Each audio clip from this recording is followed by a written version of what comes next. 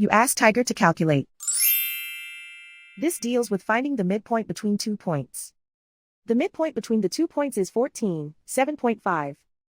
Let's solve it step by step. Plot the 2 points and calculate the midpoint using the formula. The coordinates of point 1 are, x1 equals -62, y1 equals 49. The coordinates of point 2 are, x2 equals 90, y2 equals -34. PM represents the midpoint of the 2 points.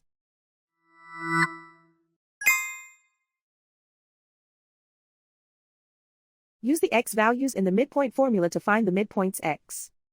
x1 equals -62. x2 equals 90.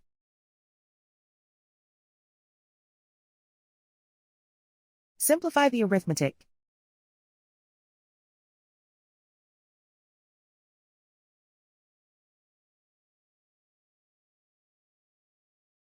Use the y values in the midpoint formula to find the midpoints y.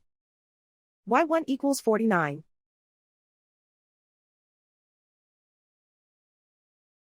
y2 equals -34. Simplify the arithmetic.